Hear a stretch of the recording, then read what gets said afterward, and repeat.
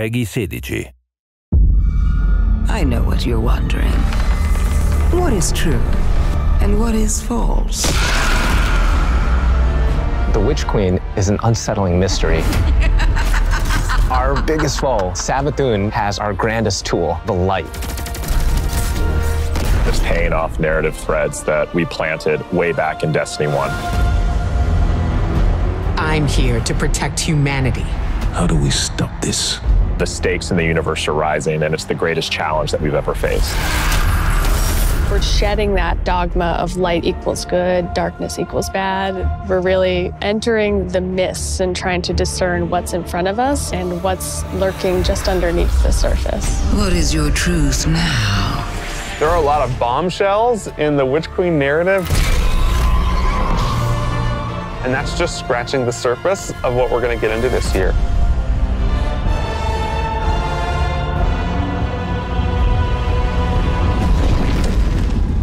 Witch Queen and Season of the Risen is chapter 1 and the beginning of the end for the Light and Darkness saga.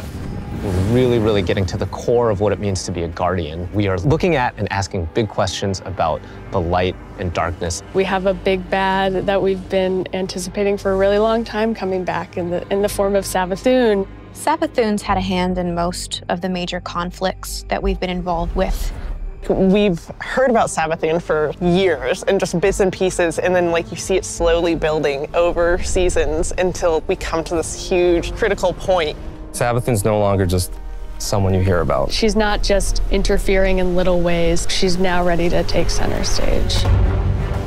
Sight. 1, 2, 3. Savathun, she's larger than life. We wanted to make her feel imposing and very regal and dancing through motion in some way. The light offers us a fresh start. She's very manipulative. She is very ethereal, but she also has that creepiness to her as well. She promised she'd help us out with this pyramid ship problem that's coming our way. But the reality of the situation is Savathun is only on Savathun's side. We've outlived our purpose, and it is to Savathun's benefit to wipe us off that chessboard. She's lived among us. She has played us for fools. She knows us inside and out. And she's been a step ahead of us, the whole way. So how do you beat someone like that? It isn't too late. You can still be forgiven. Be careful. I'll hold you to it. In order to beat Savathun, you need to understand Savathun. Her throne world is a manifestation of Savathun's own personality, which is, in Witch Queen, going through a transformation through the light. She has these areas that she's kind of trying to shun and push away. For the old hive areas, it's much more atmospheric, it's very dense, it's very claustrophobic, it's spooky. Then when you make your way into the Lucent hive area, it's a lot more open and broad. It's definitely brighter, it's definitely more lively. We want people to look at it like an impressionist painting, something that's very pretty from far away, but as you get closer, it's not really what it seems. It's very unsettling. You're looking at shapes, you're looking at these things within the world, and you're not entirely sure what they are, and you have to get close and you have to investigate. What's really going to be exciting for players is that they're going to get to play that part of psychic detective, trying to solve the many mysteries of the throne world. Witch Queen campaign, I think, is probably the most ambitious campaign we've made in a very long time. We're building the Definitively Destiny campaign, so leaning into the journey you can find in exotic missions or the mechanics you might find in a dungeon. You have to kind of think your way through. You have to figure out, hey, what do I need to do next in order to get to the end of this? We've got Savathun, right? The Queen of Lies. So this campaign is full of surprises. Savathun has all these abilities, and you got to make sure that all of the abilities of the bosses would be something worthy of her. And as I kept thinking about this, I felt like I was really becoming Savathun. We've also added the legendary difficulty, which is called Become Legend. It's not for the faint of heart. It's going to be loaded with these moments that are going to be frustrating, almost like teeth gnashing, but when you get through those encounters, you're going to feel really accomplished. Double rewards, yeah. As people who have worked on raids and dungeons before, being able to broaden that experience for any kind of player who comes in is really important. If the Witch Queen is the psychic detective, fantasy, and journey, then Season of the Risen is that same detective throwing on their flak jacket and defending Earth from the Hive Guardians and the Lucent Hive and Savathun herself. When Savathun shows up on our doorstep with the light, the first person to lend us help is Keitel. You want us to hit them? I need us to hit them. She's got this light suppressing technology that the Cabal were using in Season of the Chosen, and now she's going to help us use that against the Lucent Hive. When you're working with Keitel, she has a different approach. It's not about asking questions, it's about getting in there and extracting. We don't really understand what happened when Savathun actually was able to take the light. So the campaign in Season of the Risen in many ways is about that story. Guardians need to stop Savathun's advance beyond the throne world. And Savathun poses an existential threat to everyone because she basically has an undead army.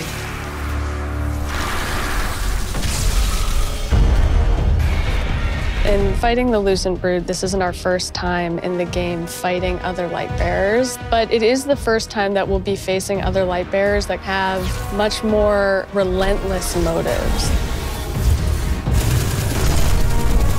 When you look at these Hive Guardians and when they do their abilities, you immediately make that connection like, oh, they are using my powers against me. As soon as we see the Knight pop its super and it has 2 shields, you immediately are like, oh yeah, I see that connection. And then it's like, and then you're like, it hits you with those things and then you're dead. And it's just an amazing experience. The Guardians themselves kind of feel like a fire team that you're fighting against. You got every class represented. The Acolyte, when that character casts, does very similar thing as the player, like the Arc Wizard. The sparks go out, it's ready to go. If you're not smart about it, if you're not paying attention, you are essentially going to have to play that fight over again. If you're successful in taking down one of these Hive units that are wielding the light, you actually have to go up and kill their ghosts. That was like one of my favorite things that we were able to do in this game, is just that moment where you crush the ghost. It's kind of this moral dilemma. A ghost is your companion, and now suddenly you have one in your hand and you're about to crush it. The first time it happens, you're like looking at your hand like, I can't believe what I've just done. Am I doing this? Should I be doing this? I have a ghost. Yeah, like, exactly. What is going on? Savathun and her Lucent Brood are the most dangerous enemies we've faced so far. And so we're going to need better, more powerful weapons and tools to fight against that threat. We did a bunch of work early on looking at various different types of weapons we could add to the sandbox. We wanted to introduce a special weapon archetype that was effective more at a middle range, but also had these kind of additional roles associated with it. The Glaive is a projectile weapon, and it is a shield, and it's a melee weapon. We wanted to keep that experience in first person. It has an immediacy that you don't really get when you're using a sword because the camera is so much further back. Because this is also a projectile weapon with a slower moving projectile, the onus of skill on aiming these weapons is about leading and compensating for the speed of the projectile and anticipating that. If you're in a really difficult encounter and one of your teammates dies somewhere out in the open where you normally wouldn't be able to get to them, you can bring that shield up and actually get the revive and then fall back. Glaives originate with Savathun trying to steal an extremely powerful weapon for her own use, and players will use the weapon crafting recipes that they find throughout the campaign in order to reconstruct this incredibly powerful and incredibly ancient weapon. When you put together your glaive in the campaign, you just get a taste that that's what you want to do for the rest of the weapons that you get. Weapon crafting lets you target a specific role and go and build that, and you know how long it's going to take you to get there, and you get exactly the thing that you want. I really want to see what people do with it and like the feedback that we're going to get and people sharing all of the things that they're doing with that new system. You're creating your Guardian and you want to be able to shape your Guardian into what you want them to be. And this gives us a great opportunity to continue to do that. This is a really big season for weapons in particular. We've got 8 brand new exotics. The Osteo Streaker exotic submachine gun.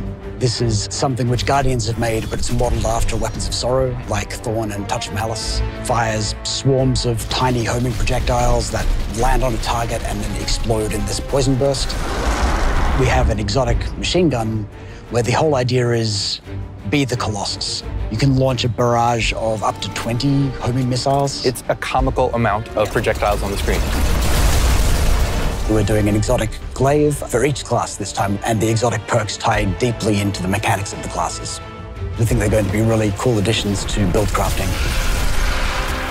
We've got, the usual suite of raid weapons, destination, activity, seasonal. I recounted it this morning, and I think it's about 50 new weapons. You're going to have 2 new exotic armors for each class, totaling 6, 1 stasis, 1 non-stasis. The Titan stasis exotic. Cast your barricade, and instead of, this Traveler's Light and the Rally barricade, you create a giant wall of ice. Even though this thing is massive, you still get all the benefits of a Rally barricade. Warlock Void exotic, we called them the Devouring Rift legs because we wanted Empowering Rift to feel like it had a place in endgame content the way that Healing Rift does. Empowering Rift doesn't heal you, well, what if it did? In Season 16, you're going to see a massive revamp to the Void subclass system across all 3 classes. This is a huge update and will allow players to build craft in ways that they've never done before. One of the things we wanted to do is create a core set of verbs like we did with Stasis. Anyone can run suppressors now. I think that's the pretty cool thing to be able to do. I'm going to be running Suppressor Grenade probably. We wanted you to feel like you were the energy vampire, feel like you were the Night Stalker, feel like you were that protector, that big Sentinel Titan. So you're going to see things like Bastion, a new Titan aspect, where you take your big old Sentinel shield, slam it into the ground, and create this void barricade that's going to apply overshield to you and your buddies. My favorite aspect is probably Child of the Old Gods. As this Warlock controlling space and time, I'm able to rip a hole into another dimension and then pull out this little sentient black hole. Whenever I target an enemy, my little black hole buddy is going to fly over there and start draining their life force. The Void 3.0 update is really setting the stage for how we're thinking about updating the subclasses for the rest of the year. We're going to extend this philosophy to Solar and Arc. Solar obviously is going to be about burning, but there's this other component to Solar, and that's healing. Arc is all about chaining. It's all about lightning, direct attacks, quickness. We're going to take the fantasies that you know and love today. We're going to embellish them. So what you'll see is all of the new abilities, all the new actions you take, reinforce that to the core. Pretty excited about it. Witch Queen is very much the culmination of the last 6 to 7 years of just Destiny all together. And really, this is starting the road to the final showdown. But things aren't necessarily just dark and light anymore. There's a lot more nuance in the game. It's going to be a real fight. Players have something that they're really going to be challenged by. I can't wait for everyone to find out what's been going on with Savathûn. I'm excited. You Guardians are so clever, aren't you? From the throne world to the campaign to the customizable build crafting, it all comes together to make Destiny feel really new and fresh. We've got more Destiny coming this year than any other year before. It's one of the most ambitious releases we've ever put together, and the team is firing on all cylinders. Tell me, Guardian, what do you think you're going to do?